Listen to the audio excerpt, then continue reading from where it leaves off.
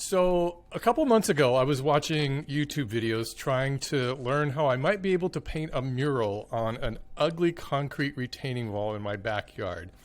It wasn't long before I stumbled across Jon Grim and the art of graffiti on his channel, The Artist Block. Jon's videos opened me up to a style of art I'd never given much consideration to, and I'm not talking about those commissioned murals painted on the wall of Trader Joe's for wine moms to admire, but tags and pieces on public spaces, buildings, freeways, overpasses, trains, probably painted illegally. Art we don't have to patronize a gallery to experience and enjoy. It's easy to dismiss art because we simply don't understand it or because of generational, economic, or cultural bias. I'll bet there's some of you listening to this right now who are automatically experiencing a visceral reaction. Graffiti is nothing more than vandalism. And we'll get into that. But this is a good opportunity to talk about the nature of art and how intertwined it is with the artist. When art is subversive and doesn't ask for permission, it's powerful. It can be challenging for a viewer to accept, or it might be ephemeral, only existing for a brief time, or it might not even be created for you at all, but for other artists creating similar art. Jon Grim has been a graffiti artist for over 20 years, drawing inspiration from his father, an OG graffiti artist in New York back in the early 1970s. He's posted over 565 videos on the topic over the course of the past 10 years. He's also a digital artist working in the realm of hyper-realism.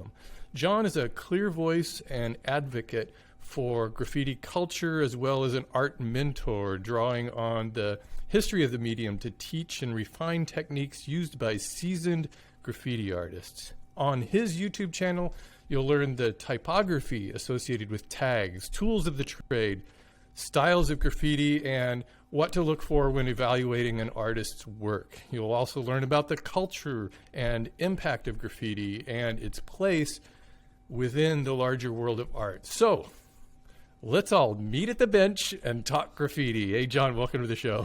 Thank you. Thank you for having me. How do you define graffiti and how do you define fine art? And what's the intersection between these two?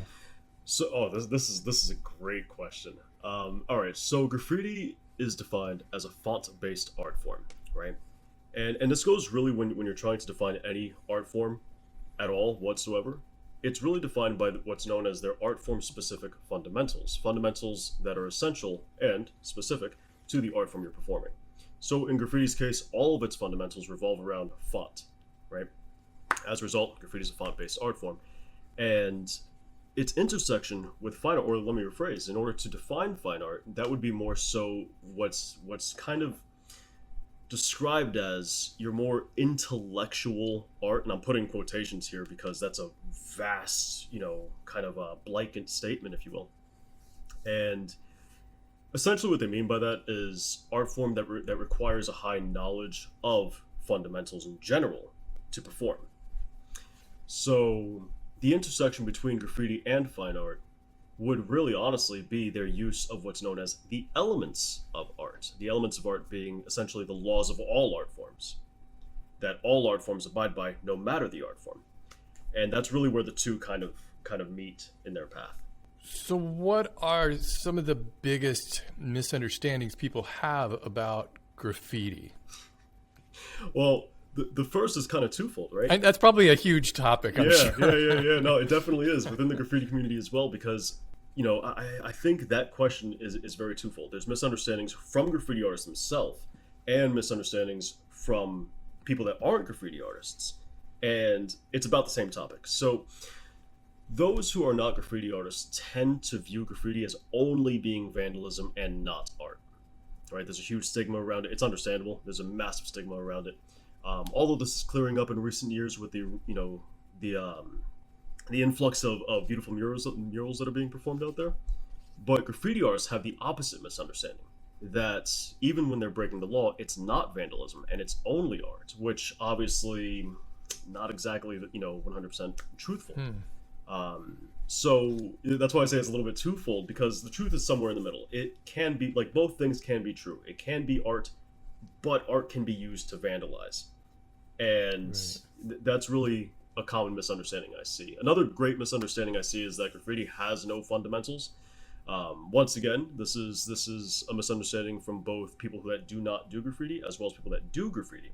They both tend to believe that graffiti has no fundamentals at all whatsoever, and that's kind of also the stigma that fine artists might often look at graffiti with, where they look at graffiti and say, it's not really a fine art, it has no fundamentals, which is just completely false. That's one of the eye-opening things I experienced with your channel, was to really look at graffiti. I mean, we all see graffiti every day. It's probably the most widely seen form of art there is, really. I mean, everybody can see graffiti. But I'd never really taken the time to consider really, really looking at it and seeing what's going on there. And to have you explain to me how the typography works and the fonts that are used and what makes for a good tag as opposed to, and I learned a word, a toy tag, is a big difference. Is the illegal can you have graffiti without it being an illegal element to it? Yeah, 100%. This is also a widely debated topic within the community itself. You do have a small minority of graffiti artists that view graffiti as only being illegal, but once again, art forms are determined by their fundamental set, and at the end of the day, that's the only thing that determines an art form.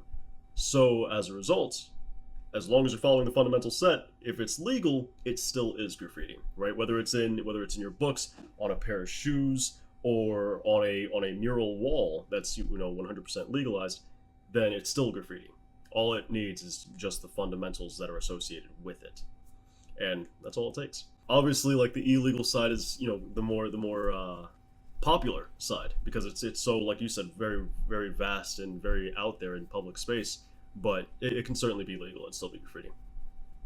Is it getting harder to tag now, especially with the prevalence of security cams like everywhere now? Is that a consideration that you didn't really have to deal with before? So I stopped doing illegal graffiti for a little bit now, but even when I was doing illegal graffiti, it was becoming slightly harder, but I don't think it was necessarily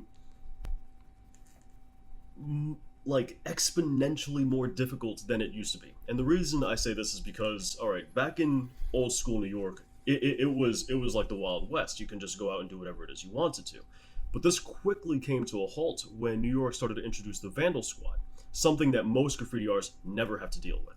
And the Vandal Squad is a specialized group of law enforcement specific to graffiti artists, and they were ruthless in their pursuit. They were extremely ruthless in their pursuit, and I'd have to say that is a lot more difficult to deal with than what most graffiti artists have to deal with nowadays with just a simple security camera, where all they have to do is cover their face, and for the most part they're safe, right? Like that's not the hardest thing for most people to get around.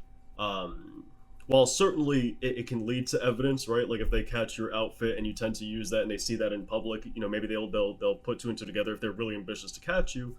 But most graffiti artists aren't really working with that big of a target on their back. There's a very select few that gain the notoriety enough to be hunted down to that extent nowadays. So while how much time and resources is actually spent, trying to find these guys, and are they ever prosecuted? Is it really a thing? Yeah. I mean, I was arrested twice for graffiti back when I used to do it illegally, and like they'll certainly slam the book on you for sure. And obviously, it depends on the state you're in, the country you're in. They have different rules, depending on all that stuff. Especially depending on what you tag. If you tag, just abandoned factories, you're not going to get nearly as hard of a punishment as somebody who's hitting, something that's a little bit more notable, right? Like places of worship, say, for example, or government buildings or people's cars. You're obviously going to rack up a lot more, because then your crime is a lot more, severe. Yeah, I guess is a good way to put it. You've talked about those kind of tags as even being counter to kind of the ethics of graffiti culture. Yes. There is a certain I don't want to say unspoken rule because it's spoken quite frequently, but there's a certain set of rules you can say for graffiti artists, or I should say for writers. Technically, writer is just a graffiti artist who does it illegally. There's a certain rule set that you're supposed to follow, and if you do not follow those, other graffiti artists will look at you as being lesser, for lack of a better term, and it's not uncommon for them to actually cross your name out and make sure that anything you do in public space gets gone over almost instantaneously. If you break those rules, it's not uncommon for that to happen. So there's like a cancel culture in graffiti. yeah, essentially. Wow. What are some of the other rules of graffiti that kind of ethics, I guess? So some of these ethics have changed. Back in the 70s, you were considered a toy, somebody who's an amateur at graffiti, if you didn't hit trains. This has since changed. This is no longer the case. So some of the ethics have changed over time. But some of the current ethics would be not to hit places of worship. That's one of the big ones. That's like one of the, top ones, if you will. There's also a hierarchy to graffiti as far as what style of graffiti can go over what. So there's something called a handstyle, which is essentially just your signature. Then you have something called a throwy, which is, essentially bubble letters. And then you have pieces, which are the more elaborate forms of graffiti. So handstyles never go over throw-ups. Throw-ups or throwies never go over pieces. And the pieces can go over anything below them. Throw-ups can go over handstyles, and that's essentially how that works. So that's something that new graffiti art should be following as well. You don't hit people's belongings, like personal, belongings, whether it's a work truck, for example, whether it's a little mom and pop shop, somebody's house, obviously, people's cars, those, the nice, beautiful fences that some people may put on their houses as well. Those are all supposed to be off limits. You do not target, just an average person's belongings. You're supposed to, the idea is that you're supposed to keep it to establishments that are able to afford to clean up those things, because you don't want to destroy somebody's livelihood, by hitting a mom and pop shop. While I don't necessarily, once again, I no longer do illegal graffiti, but that tends to be the ethics and the reasoning behind it. Do graffiti artists tend to want to tag a place or do a throw up or a piece on a place that's going to be difficult to clean? Because these are the ones that fascinate me. These ones like on overpasses and places. These are going to be there for a long time. Yeah.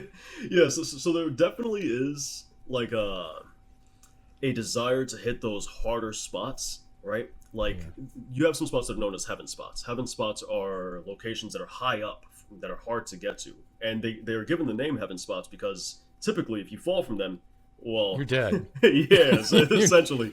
Like the overpasses, it's crazy. I mean, some of these things, I've seen them like on the median, the concrete medians on freeways. You see that.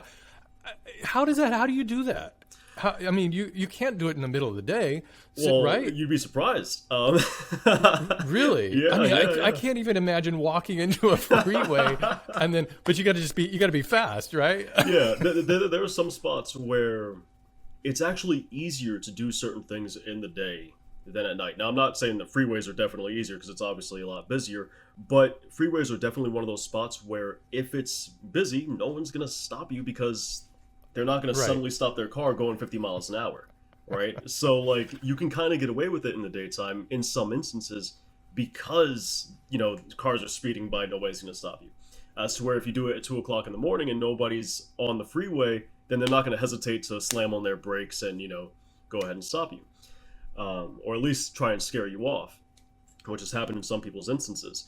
But, yeah, there certainly are some places that are much easier. For freeways specifically, you either are looking for an easy way to get onto the freeway, whether it's by foot or by car, and then an easy way to leave, the same way you came if you're on foot, or if you're on a car, then a close nearby exit. So that's one thing. I know sometimes you may see like a hill that leads to Lord knows where on a freeway, and that might be a great way to enter and exit if it's by, an overpass or something. I know when I used to do illegal graffiti, I hit a billboard one time, which was, it was as if, all right, so there was a train track, that went over the freeway and a billboard that was right beside the train tracks. So all I had to do was walk onto the train tracks, climb onto the billboard, go ahead and do my thing on the billboard, which was facing the freeway, and then just get right back on the train tracks, and I was gone. Nobody on the freeway was going to be able to get me because they couldn't reach the billboard and they couldn't get to the train tracks. So that's kind of a like behind the scenes peek of as to how somebody might reach a spot like that. And why was trains considered like everybody's got to do trains? So back in the day in New York, trains were the hottest spots because they traveled for you. You know, the whole premise of graffiti was to put your name up as much as possible to gain as much notoriety as possible. So if instead of going ahead and taking a bus or walking, you know, to XY location in order to go ahead and put a tag in those specific areas, you can just walk to your train, hit that, and then the train will do all the traveling for you. There's a traveling gallery. Yeah, exactly. So for the graffiti artists that were hitting trains, that was like the premium thing. And it was the only thing worth hitting. If you were not hitting trains, it was seen as like cowardly because you were going for the easy target. You were going for just the normal walls that anybody can hit. Not everybody was willing to go to the trains because there was some risk involved. You know, obviously train tracks can be very dangerous for a multitude of reasons. So trains were really seen as like, if you're taking graffiti seriously, this is what you're hitting because it gives you the most optimal, you know, bang for your buck. You can go ahead and do one throw up or one piece or one hand style, and it'll travel the entire city. As to where you hit one wall, who's seeing that? So that's why people really went after trains and why it was looked down upon to not hit trains. And so this kind of came to the point of the bench, right? This is the thing. The 149th Street bench became kind of a meeting place, which is why you have this at the beginning of all of your videos, I presume. Yeah. And so really people just sit on the bench and wait for the art to come by, and everybody could evaluate each. Yeah, it was also a great place in order to meet other like-minded people. You know, so you can meet people that like maybe you had seen their tag and you never knew who was behind it, and you know, you guys would end up going there at the same time, and you would end up meeting those people. You can kind of tag one another's books as a sign of respect and kind of although I don't want to say trophy, but I don't know of a better word to put it as, but kind of a trophy in order to be like, hey, I met this person. Here's proof that I actually contacted them. Cool. It's like an autograph. Yeah, exactly. How did you get involved in graffiti? I know that your father was like one of the original guys back in like 72 or something was when the whole graffiti culture started opening up.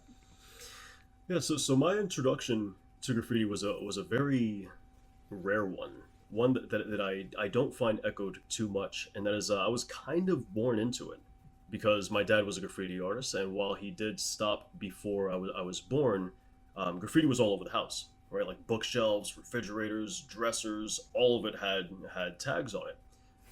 And I'm not even exaggerating when I say when Christmas would come, you know, Santa, I still believed in Santa, but Santa would do little tags saying from Santa, you know, yeah, exactly, like, from Santa to John, and it was done in graffiti, and I'm like, oh, I guess Santa's a graffiti artist. You know, and then my older brother also took a liking to graffiti as well. So, you know, being the younger brother, being a child of any kind, you kind of look up to your father, you look up to your older brother, and you kind of follow what they do because you think they're just the coolest in general. So I saw them doing it, and I was like, well, of course I'm doing this. How am I going to pass this up? So I started doing it, and obviously I wasn't good, you know, for the first bunch of years I was doing it, but I was very inspired by my father and my older brother to start doing graffiti, and I fell in love with it ever since.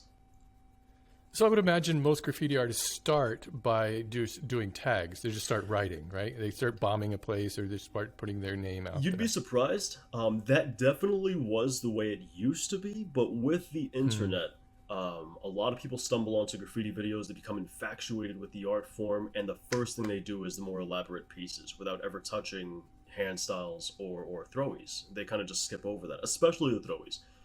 And they kind of just stick to the more elaborate pieces. So that's been the trend for the past decade, is people just hopping right to the more technical stuff. But certainly before a decade ago, people were definitely starting with the hand styles and going from there. Does that kind of bother you a little bit that they haven't gone through Well, the process? you know what it is. It's more so from my teaching background that it bothers me more so than anything, right? Because like there's certain things that a basic tag teaches you that you need, right? It's prerequisite knowledge in order to progress to the more technical stuff. But since they hop to the more technical stuff, they're trying to run before they could walk, and then they're asking themselves, "Why isn't this working? Why can't I do this?" And I'm like, "Well, you never bothered to learn the basics. That's Right. why you can't do it." And of course, they're a little bit resistant to going back to the Handstyles. They don't want to do it, and that creates a lot of issues in their progression. And if anything, that's the frustrating part at times, and that comes solely from the teaching background, and less so from like they didn't go through and trudge through the mud like I had to. It's less to do with that and more to do with the more teaching aspect of it. Do you just walk around and see graffiti and look at it and go, "Oh man, that's shit"? Oh, all the time. And I'll tell you what, family members they get kind of annoyed by it, right? Like I'll be driving with my girlfriend, and sometimes she'll ask, she'll like, "Oh, is that good? Is that good?" Family members will send me pictures of things on highways that they see. But if we're going for a long drive and I'm just looking at graffiti and I'm like, sarcastically saying, "Oh, that person's a legend," they're just kind of rolling their eyes at that point and being like, "Oh, here he goes again." And they let me rant. That's amazing.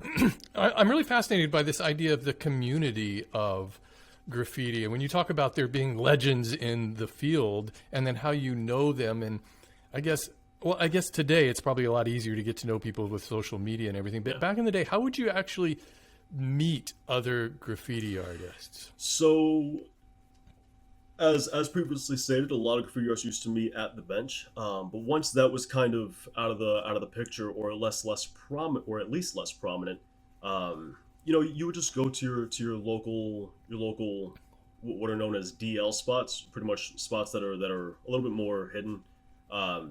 You would go to those spots. They're pretty common for practice pieces, practicing new styles, practicing just your ordinary throw up. You'll see a lot of toys there. You'll see a lot of intermediate and advanced graffiti artists there. Everyone goes there to practice. So you'll occasionally meet people there. Sometimes you have a legal wall if you're fortunate enough, and you'll meet people there as well. Or you'll have the really off chance to meet somebody while you're actually out there doing illegal graffiti, which doesn't happen super often, but it does happen. And it's really by happen chance that you meet somebody, in those instances. Typically, graffiti was done in secret, and it was really hard to meet people. In recent times, it's become a lot easier because of the internet. You can literally just shoot them an Instagram message and ask them, "Hey, do you want to meet up?" And it's as easy as that. If you're fortunate enough to have a graffiti store in your area, then you can oftentimes meet people there. I used to work at a graffiti store, which is how I met a lot of the people I met early on. And that's really how you go about meeting people in graffiti. What's the biggest rush? Is it tagging? You're like just bombing a place with lots of tags? So the biggest rush for me personally was knowing that there's other people around at night specifically. For some reason, I never got the same rush during the daytime. It seems counterintuitive, but it almost seemed safer in the daytime because you knew where people were. You can see them. There was no mystery as to who was around. You can see them around you. But if you were out at specific spots at night, there's nobody out there, and you know what you're about to do. The anticipation for you to do it is there. You're not thinking about the risk. You're not thinking about the consequences. You're thinking about just hitting the wall.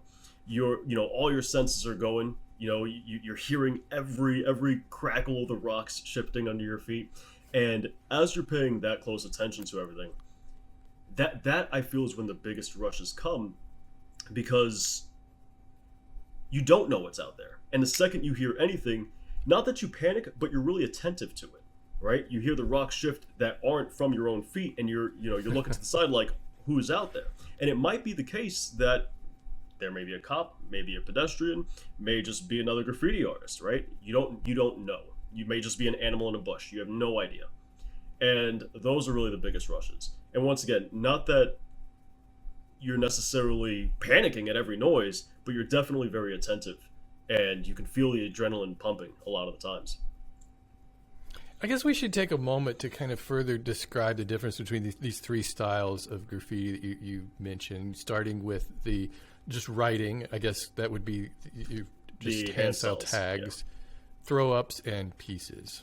So the difference between each of these is pretty simple to explain. The handstyle, the tag, as it's known, is really just your signature. That's really the best. Maybe like a marker. Analogy. You would see just a marker. So it's like basically somebody's logo they're putting on something. Yeah, it's really just you writing your name as you might do on a piece of paper, right? For anybody who doesn't do graffiti, it's really just your signature, and that's all there is to it. Some are more elaborate, some are less elaborate, some are basic print font, some have a lot more style incorporated into it, but they're just a signature. Your throwy, also known as a throw up, it's given the name because you're meant to just throw it up onto the wall, so it's meant to be very fast. Typically, for people who don't do graffiti, they know this as a bubble letter, but obviously more advanced throw-ups are a little bit sharper, a little bit harder edged, so it can't really be a bubble letter with spikes, hence the different naming. But those, you still have to work fast. Yeah, you still should be working fast. Typically, the rounder edges allow you to work faster because it's a lot faster to make a circle than to make a square where you have to stop 4 times at each, vertice.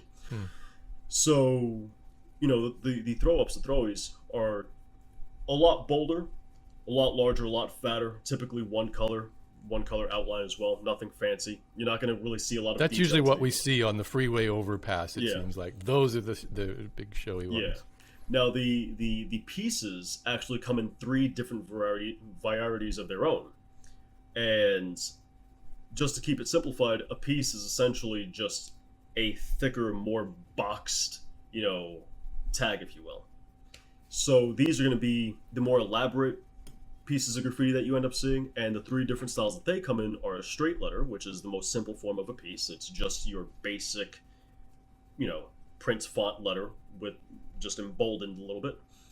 The next category of piece is difficultly, oh my gosh, my stuttering, there I go.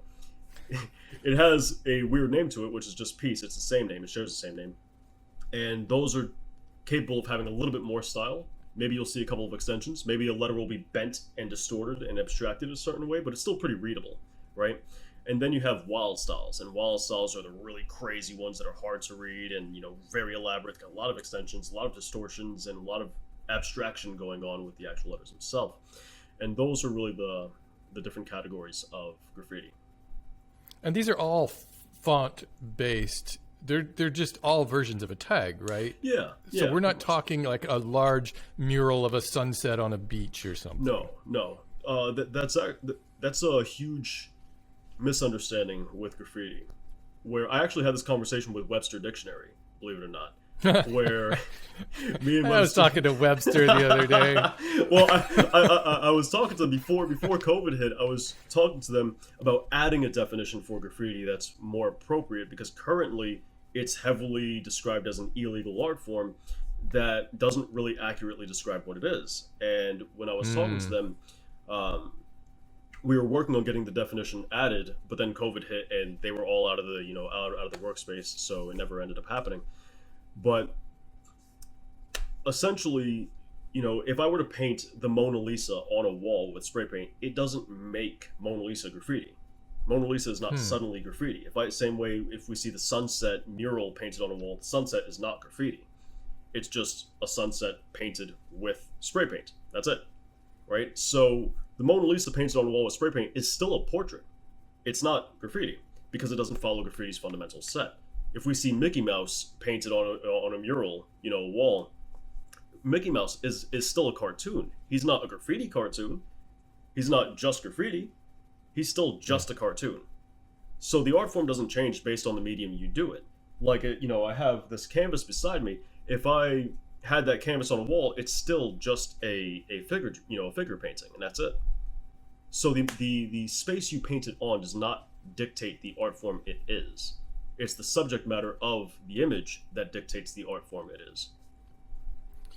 Well, it seems like sometimes these two things come together, because I'll see a wall. I see, for instance, where I live on the San Francisco, the seawall on the Ocean Beach there, it's covered. And I really like it because it adds so much interest to that boring seawall. but you'll see, say, I would guess it'd be a throwy, but then right alongside of it, and it looks like it was done by the same person. There may be a figure, a painting of a head or something. I don't know. Well, I know guess very similar to these shoes right here, where you have a figure here, you have a skull, but then you have graffiti, right? Okay. So it's very similar. We can use the same example of the Mona Lisa once again, because you have two different art forms that come together, right? You have Mona Lisa, the portrait, and then you have the landscape behind her, right? So you have a landscape painting, and you have a portrait. So now the question becomes, which art form are we looking at? Well, the answer is you're looking at the focal points. That's the art form that it is. So the art form becomes what the focal point of the image is. And in that case, because the landscape is not the focal point, it's just the background, the focal point would be the portrait. And as a result, the art form is portraiture.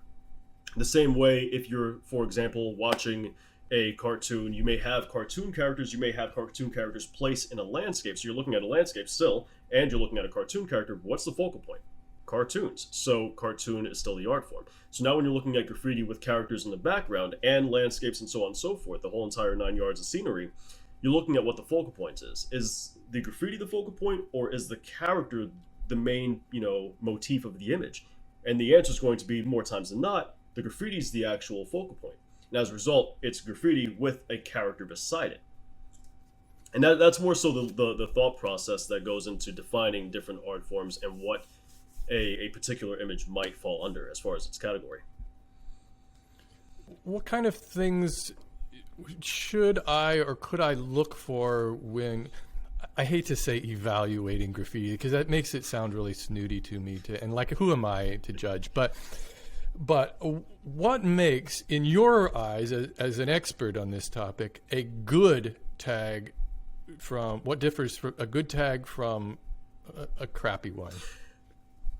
This is actually a pretty hot topic where some people, may disagree, but you can quantify the quality, and I'm sure you've actually done this in your own craft as well. But you can quantify the quality of something based on how well done the fundamentals are, right?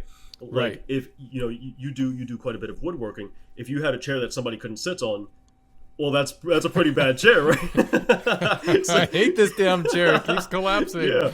Right. So, in graffiti, it's going to be, when you're looking at it, you're really looking for the fundamentals overall. And this is going to come in the case of 3 different categories. Now, I don't want to overcomplicate this and, kind of make it seem much more grandiose, but you essentially have the elements of art, the laws of all art forms. You have the art form specific fundamentals, which are the fundamentals specific to graffiti. And then you have the technique. So that's really the 3 things that you're breaking down. You're looking for letter structure, the negative space of the actual letters themselves and how they handle that. The weight of the overall thing and how everything flows together, and the positioning of things, right? So, like, let's say I have my name, Grim, and let's say I have the G here and then the R here. Well, obviously that's not positioned too well, but surprisingly you will see that. So you're really just trying to break down those core fundamentals and make sure that they're all looking well represented and good. If they're not, probably a bad tag. If they are, then it's probably good. And that's regardless of style, right? Like, somebody can have a crazy amount of style, fundamentals perfect, that's great. Somebody can have very little style, fundamentals are perfect, still great, right? So you're really just trying to break down those core fundamentals and make sure that they're all working in line the way they're supposed to. And if they are, perfect tag. And how are those beginning taggers learning any of this? Is it all online? And how do experienced graffiti artists look upon them? Do you normally look at them like, hey, I can help you out with this? Or is it like, get out of here, kid? It's funny. All right, so speaking from my own experience, there was a part years ago where it was very much like, get out of here, I don't want to be bothered. Where, like, I would try to get help, and that's very much how I was looked at. I started working at a graffiti store under a graffiti legend, because he owned a comics/graffiti store, and he began teaching me, and it was very much, like, he was very open about everything, which was great. So with him, he was very accepting of teaching somebody, and I feel like I myself ended up doing the same thing. I ended up kind of wanting to teach as well. But I feel like nowadays there is still that kind of more snooty, stuck up nose, like, oh, get out of here, I don't want to be bothered, you're beneath me, I don't want to teach you. For a lot of people, that they have that kind of mindset. But now more than ever, nowadays you're starting to definitely see a turn in the community where people are much more willing to help. People are a lot more friendly about graffiti, as to where before it was done in secret, it was done in private, and you didn't want anybody in your inner circle. Nowadays, because of social media, people are very open to the idea of taking people under their wing.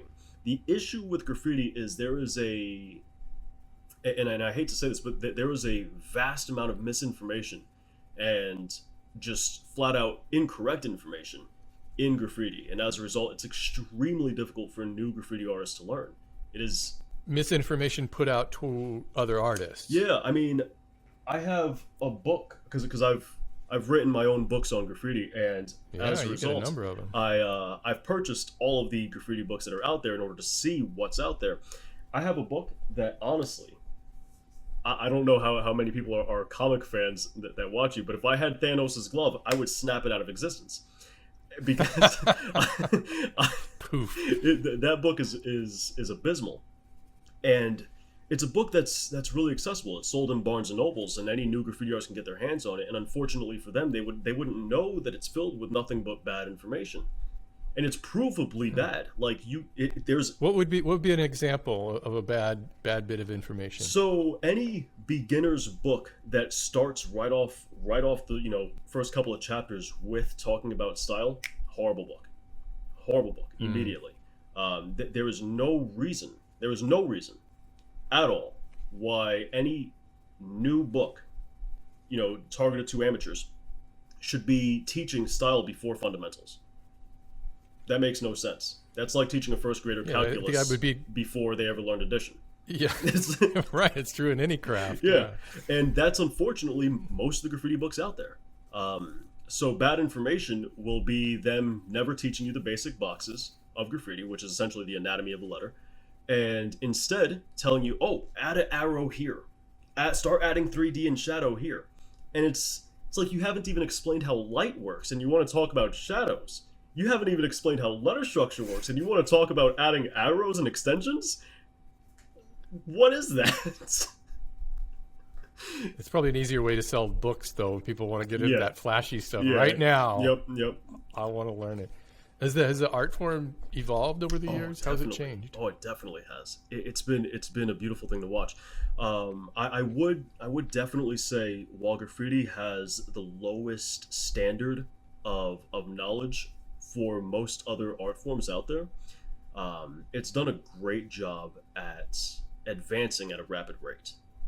So, if we just go back to the 70s, graffiti was nothing like it is done now, right? Nowadays, you're having people they're starting to add a lot more form and value to, value as far as like lights and darks, right? Shadows and highlights. They're starting to add a lot more form and value to their letters, as opposed to where in the 70s, there was almost none of that. Even 15 years ago, there was almost none of that. There was very little of that. Now people are starting to get into cast shadows, right? Which is, a more advanced drop shadow, for lack of a better term. They're starting to get into actually establishing how one form might overlap another form, and they're starting to do it properly, which is a huge step for a graffiti artist, because before, once again, 15, 20 years ago, this simply was just not the case, especially back in the 70s. So the art form is progressing beautifully. If I was to show you like a picture of some graffiti in like 1980 and now, you'd be able to tell, oh yeah, that's the old school version. Maybe. Because there were some graffiti artists that were far ahead of their time back then, where they were easily doing work that you would not see done until a good decade later. So there are quite a few of those graffiti artists. It was a little more common than you might expect, but there was quite a few of those graffiti artists that were definitely overperforming for their time period. If I go into a public restroom and I just see like a dick pic, is that toy or is that? I wouldn't even consider that toy. I would just consider that as like some random kid's, scribblings. That's just a kid. Yeah. I wouldn't consider that even to be in the category of graffiti. That would just be some ridiculous. We don't even need to talk about that. Right? No.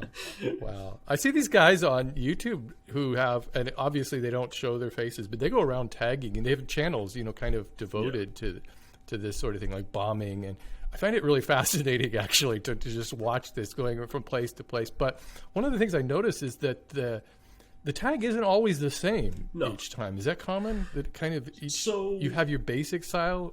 So first and foremost, those guys, while some of them are good friends of mine, I think they're crazy because there used to be a channel on YouTube a good 8 years ago that did the very same thing, and they got arrested because of their YouTube channel. And you're put, and not to mention YouTube's terms of service probably eventually will catch up to you. Exactly. Like they're definitely rolling the dice on that one, and that's definitely their choice. I don't advise it. I publicly said I don't think it's a great idea that they incriminate themselves. But it's pretty cool to watch. It is. Like I find myself watching quite a few of them myself, and it's entertaining. It's fun, but it's exhilarating. I'm excited for this. I'm like, oh shit, the guy's looking around, the camera's moving around. He's like, do a quick tag and then move on to. And then you see them inevitably, a guard catches up with them and they gotta book it. Running. So it definitely is, entertaining. But man, once they get caught, that's just a library of evidence, right against them. But yeah, so typically the way this works is if you're not a legend, you typically have a bunch of different hand styles or tags that you can resort to in order to kind of show off your different skills. It's not uncommon for a single graffiti artist to have 10, 15, 20 different tags that they can go ahead and do at any given time, memorized. Now, the more experienced you become, you might refine it down. But especially the more renowned you become and the more kind of notable you become, the more famous you become, the more you kind of stick to one tag, period. Like if you were to Google Scene Graffiti or Futura 2000 or Zephyr, you would see that they have one hand style, that's it. And that's because it's become more like a logo. It's become more of an icon, right? You all you have to do is glance at it. You don't even have to read it. You could just glance at it and you know exactly who that is. And they're so famous, they're legends. So they're so famous to the point where that's who they are. That hand style is their identity. If they were to change that, people would mistake it for being an imposter. They would mistaken it for just being some random kid, copying them, as opposed to it being the actual legend himself. When you're doing graffiti, who's your audience that you're considering? Other artists mostly? Or are you creating graffiti for the general public to see and have a reaction to? So back when I was doing it illegally, I was creating graffiti just for myself to do it. More so for partaking in the actual act of it, as opposed to the final results being appreciated by anybody, including myself. Because the act and the art is so intertwined. Yeah. I was more and this is just me personally, I was always more interested in just the act of doing it. Nowadays, when I, once again, I don't do it illegally, but nowadays when I do graffiti, I usually do it for other graffiti artists and for my own enjoyment still, because obviously I love it, but largely to teach from it. That's more so my goals for doing graffiti and performing it. Other graffiti artists, they tend to continue doing it just for themselves, even if they keep it legal, even if they don't do illegal at all whatsoever. They tend to just do it for themselves and their own enjoyment. And you found a pretty good online community too. I know on your channel alone, you're one of those rare channels that the comments are just filled with it feels like everybody says they have a community, but it really kind of feels that way when I read through the comments of your videos. Like the people are there helping each other, they're offering advice and support. It's really cool to see that. I do try to encourage a positive community online. It's not always the easiest thing because graffiti can be a very vitriolic, community. And as a result, sometimes, when somebody is blatantly saying some incorrect information and you're trying to teach, the video is about teaching, sometimes you have to kind of swat that bad information out because there are new graffiti artists who are going to read those comments and try and learn from them. But other than that, I try to keep a very, very, very healthy community that's very warming and welcoming to new graffiti artists. Hey, I want to talk about some of the tools of the trade. And you mentioned a graffiti store, right? I guess that's just a place that would sell all the supplies you need. So what are some of the supplies? And I definitely got to get into spray paint because I have issues with spray painting. But at the very basic, you would need like a marker, right, for tagging. Graffiti is one of those art forms that's so appealing to pretty much anybody because of its low bar to entry, right? Like, you really don't need much. You need a Sharpie. If you want to do graffiti, yeah. I mean, if you want to do graffiti just in your books, that's completely okay, and all you need is a piece of paper and a pencil for that. But if you should want to take it outside, you're probably going to be looking for something a little bit more permanent than a Sharpie. There's plenty of different markers out there. You have one of my favorites I used to really love back in the day, the OTR marker, which is specifically made for tagging. You had the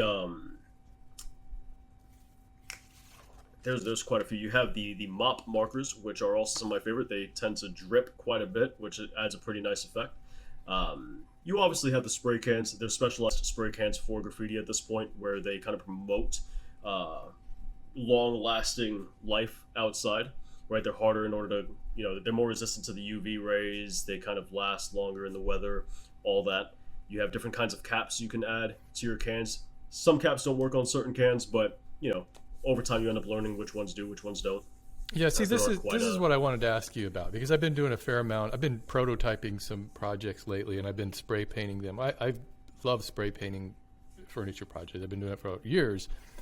But God, I know, and maybe it's just the crap that I get at the hardware store. Okay, so you basically have Krylon, Rust-Oleum, and then whatever the house brand is. And I swear they're getting worse and worse. I spray them and they just stop, and I can't do anything. And the tips, I'll grab like a tip from another spray can and I'll put the green on the yellow and see if that works. And then I think the act of removing the tip just kind of fucks up the little mechanism in there. I'm like, why? What's going on? Why am I using the wrong? Because I noticed you've got cans that all have like interchangeable caps on them. Where do I get that? How do I do this? So Help you pretty me. much have like you pretty much have like the Krylons. I used to use Krylon growing up for bombing. Nowadays it's essentially food colored water at this point, and I hate it. I don't know if it's always been like that, and I kind of, like, as a kid I put up with it because I couldn't afford anything better, and I was like, all right, whatever. But it seems much worse nowadays. But there's plenty of different sites you can go to for the more premium spray paint. You can go to something like bombingscience.com. They have quite a few premium cans out there. Art Primo is another great place. A lot of amazing people over there, and they have a lot of premium cans as well. And these cans are all interchangeable with different caps. They don't sell, to my knowledge, they don't sell any cans at all that you cannot change the caps on. So, and it's all premium paint. You have some paints that are more suited for bombing, and then you have some paints that are more suited to whatever you may need it for. Some people paint bikes with them, right? Like, what would be more suitable for bombing? What would make it more suitable? So they have these amazing huge cans that are like this big, like gallon-sized can of paint. Yeah, you really don't get a better can for bombing. It typically has really good pressure that it kind of ejects the paint out with, and it allows you to get something called a flare, right? Which a lot of people are like. A lot of people really enjoy those, where you can kind of pull the can away or angle your wrist differently. That way the spray paint catches onto the wall in such a way where it almost stipples. It almost stipples outward. And it ends up giving a really, really beautiful effect that a lot of graffiti artists enjoy. Those cans are great for bombing. And I know a lot of people really enjoy them. It is a little excessive, right? You don't need that for bombing. It's not a requirement, but I know a lot of people like it. So if you were going to be bombing, would a guy typically come with like just 2 cans of paint or something? You don't want to come with like an entire case of colors to be dragging around. You'll be surprised. It depends. Really? There is a fair, depending on what kind of graffiti artist you are. I've seen people of both kinds. You have some people who don't do any planning. They just take 1 can and they're good. That's all they need. They take 1 can and a fat cap, and they're just going to town. They're having their fun. Then you have the kind of graffiti artists that they do a lot of planning. They know exactly what they're going to tag on that night. It's not like a bank heist. They don't have like a map and then they're planning out different things. You got the murder board with the strings on it. The pins in there and everything. But they know more or less where it is they're going to be going and what it is they're going to do on each wall. And for them, depending on what they're going to do that night, they may come with a backpack full of paint. One color for the outline, or one can for the outline, a couple of different colors for the actual fill-in itself, and then maybe one for the key line, which is the outline around the outline. And that'll easily fill a backpack. Have some caps in a different pocket of the backpack, and it's an entire mission, especially if they decide to really kind of cover the space. Also, depending on the hierarchy, they may bring some roller paint as well as a roller, because it is seen as You mean like disrespectful. a can of house paint or something? Yep.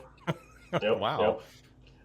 Yep. Because it is kind of, my apologies. It's kind of looked down upon in order to do a piece on top of somebody else's piece without covering them completely. So if I were to go ahead and say do my name on top of somebody else's, but let's say the first or the last letter of their name is still visible, that's a pretty big sign of disrespect. So you might want to bring house paint. That way you can fully cover their piece. That way you're not disrespecting them, and you're kind of taking the space for your own. Do people get into beefs where they do intentionally hit other? Yeah.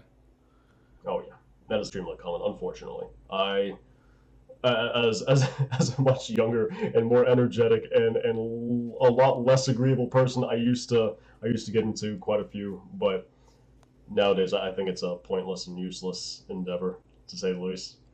Well, it would probably be easier if there was a certain anonymity to it, I guess. But if you start to know the people, it would be harder and harder to do that, I suppose.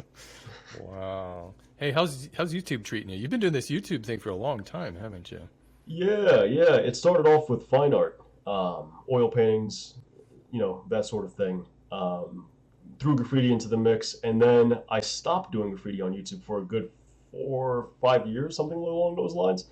And then I was only doing fine art within that time, oil paintings, hyper-realistic oil paintings, the whole 9 yards, digital hyper-realistic paintings, all that good stuff. And your paintings are beautiful, by the way. Thank you. Thank you very much. I appreciate that. And then we hopped back to graffiti on the channel, and I've been focused on teaching graffiti and keeping that at the forefront. How do you earn a living? It's been good. You're earning a living through your books of sales and YouTube. Largely. So I do a lot of freelance art as well. I don't really talk about it at all on social media, just because I keep graffiti at the forefront of everything pretty much nowadays. So there's like not much of a reason for me to talk about the freelance stuff I'm doing as much. Maybe that's a bit of a mistake on my part. Maybe I should. But the freelance art and the books help out a lot.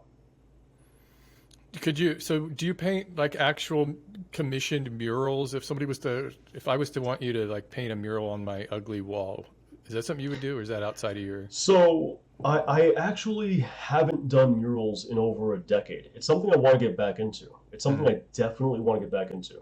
I'm looking to get back into it this summer, but I have not yet gotten back into it, in all admission. Is there overlap between graffiti artists, and like some of them? I don't want to say progress to doing commission pieces, because that makes it sound like what you're doing is irrelevant. But does that happen? Do progress. Yeah, well, 100%. To paid gigs. It's pretty common. It's very common for that progression to happen. It's kind of like the maturity of their art, right? Like, as artists, as creative people, we all have a journey that we go on with our careers, and as it matures, you tend to then go ahead and get paid for the art. You want to make a living, yeah. Yeah, exactly, right? Like you can only do it for free for so long before it's you got to stop. So yeah, it definitely progresses to the more commission base. It definitely kind of gets to that point for many people. What do you think about these free, like legal graffiti spaces? Is it kind of like, I think they're great. Is it? No, I thought, yeah, I personally, that's another huge part of discourse in the community. There are some graffiti artists who hate it. There's some graffiti artists who think Because it if removes that it's, element of danger, right? Because it's like, oh, well, now yeah, it's a yeah, thing. Yeah. yeah, yeah. Then now it's too accessible, as they put it. But if you ask me, if there's a place for new graffiti artists to enjoy graffiti and not risk everything doing it, that's great for me. That's 100% perfect. I think that's a great thing. And if Yes. I could, I would honestly, I would love to. Hopefully, one day, I would love to open a public studio where the outside facade of the studio would be a legal wall for anybody who wants to jump into graffiti. They can go ahead and do what they want to. That would be cool. Would it just be like Yeah, eventually do these things just get so covered with paint that the paint just eventually just starts falling off it's on its own weight? yeah, yeah. I It's mean, you certainly see that in some more kind of dilapidated legal walls that aren't taken care of too well, where like you'll go to the wall and there'll be a piece on there, but there'll be a huge chunk of the piece missing because the paint just fell off, because of bad weather or whatever the case is. It bubbles up and then it tears off over time. It's it's like, all right, well, this is kind of falling apart a little bit. Well, what's the some of the main things you would hope somebody listening to this podcast who just doesn't understand graffiti, just a normie who just sees it on his way to work or something, what are kind of the things you would want him to understand or her? It's a difficult question. It's a really difficult question. I would love it if they understood um, that there is an actual art behind this, and It's not just if random they can, scribbles. yeah, it's often not just random scribbles, but it's hard to ask them to look for that when graffiti can definitively be vandalism, and you can't ask an average person to look at a crime and go, yeah, appreciate that crime. That's just not reasonable. That's just not reasonable at all. So I would hope if they see a legal wall, if they see a really detailed piece of graffiti, it's more than likely legal in more cases than not. And in those instances, you can take the time to appreciate it. Not all graffiti is bad. While graffiti can be vandalism, not all of it is vandalism. And if they can kind of appreciate the ones that aren't, they can enjoy a beautiful art form. Something that's really accessible for anybody. Does illegal graffiti enhance our culture overall? As far as graffiti culture or just overall culture, Overall culture. I'm gonna say no.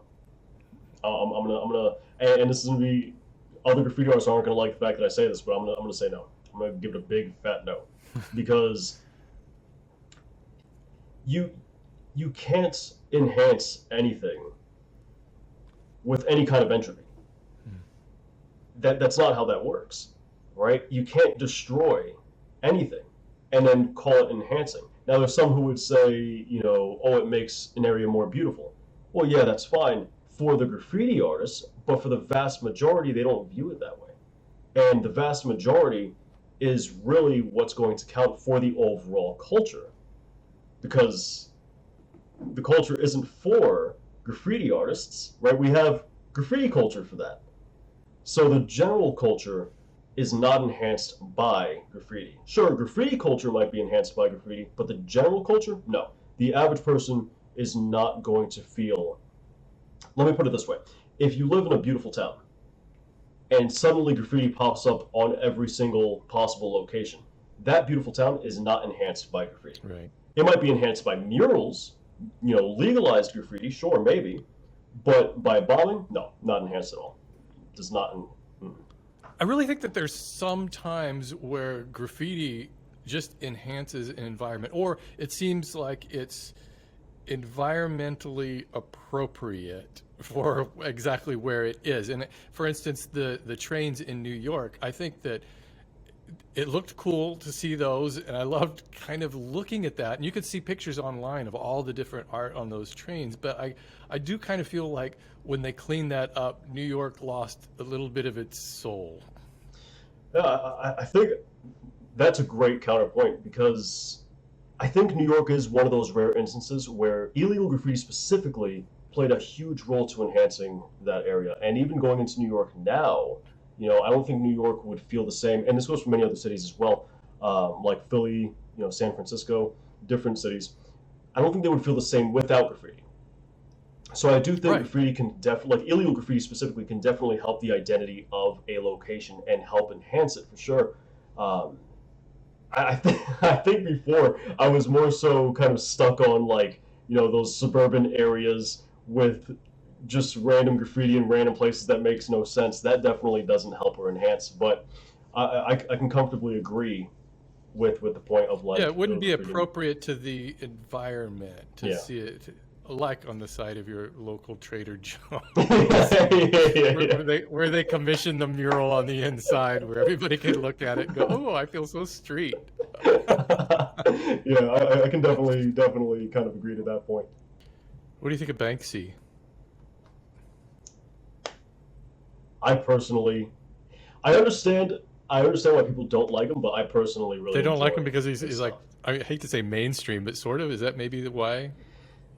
There's a couple of reasons. There's a couple of reasons. So first off, to target the mainstream aspect, I think it's crazy that people don't like him because he's so successful. Because let's be honest, if anybody was willing to pour millions of dollars into our bank account, I think we all would take Yeah. it. Um, so I don't blame him for that. But people also don't like him because he stole the artwork of another artist called Black Rat, Hmm. and Black Rat had a rat that was his icon, that was his thing, right? He was known for that, and Banksy kind of snatched that and made that his icon. Um, so a lot of people kind of don't like him for that reason. That's a big part of it. But I think personally, when you look at a lot of graffiti artists, and even if you look at the comments of one of my recent videos, a lot of graffiti artists are saying how copying is part of graffiti, but yet they hate Banksy for copying. Yeah. It's a little bit hypocritical in order to kind of have that mindset. So I think it's better to forgive him for what he's done and appreciate the work that he does now. And the work that he does now, I think, is really just quite nice, personally. Like, I don't think it's revolutionary necessarily, but the audience he gathers certainly is revolutionary. It's not something any other street artist has been able to do. And the fact that he's doing it, I think, is great. The attention he's bringing to both street art and graffiti is unparalleled and necessary. And yeah, even though he may have started by copying somebody else, I think he certainly branched off into his own, and he's got a beautiful thing he does. Yeah, I think So I I think quite I like learned him. on your channel. I saw where he had a Sotheby's auction, and he had a painting there. And as soon as that thing sold, he had it rigged where it just like shredded it. I thought that was just so badass. Yeah. Was that like a real thing, or I mean, how would that work? I think it ended up being It staged. had to I think it be. ended up being Yeah. staged.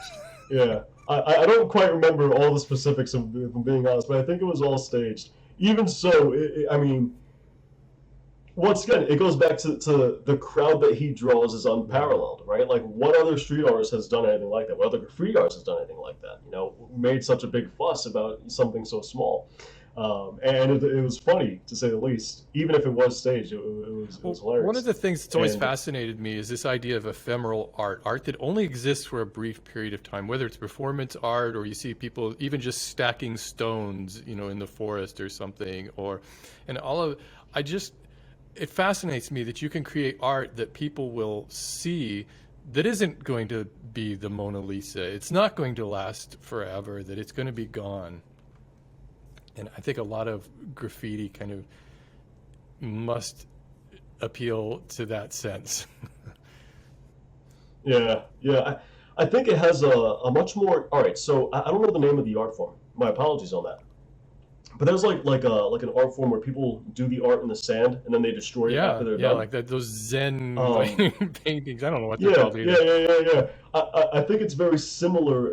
Very similar, much more archaic kind of outlook, similar to that, where you do graffiti knowing it's going to be gone. You may not destroy it right on the spot, right? You may not like do your piece and then immediately go over it. That attracts a lot of people to graffiti, and more so attracts people to do graffiti. Because in order to stay relevant in graffiti, you have to continue doing it because you know your stuff isn't going to last. You don't expect it to, right? Whether it's because it gets gone over by another graffiti artist or whether it gets erased from the city itself. You don't expect it to last. So it attracts people to continue and continue and continue. That way they can keep up with the destruction of their own work as time passes. Right. Do Oh people yeah. age out of graffiti? Most people? Oh yeah. 100%. What 1 billion. It'd be kind of weird for me There to just go certainly out and is. start tagging a bridge at my age. Yeah, I mean, there certainly are plenty that do it up until your age and past. But I mean, your body just slows down after some time, right? Like, you're not going to be hopping Right. fences at 40, 50 years old. It's not going to happen, or at least not too easily. That's why I'm working out, so I can jump those fences to the rail yards. Well, I've certainly learned tons about graffiti watching your show. I really like it when you just kind of sit down and talk about the culture of graffiti. I find that really fascinating, and now I just got to start working on developing my own tag, jumping those fences. Yeah, running from those damn cops. Who's that kid over there? Oh God, it's a 56-year-old guy. John, it was great talking to you.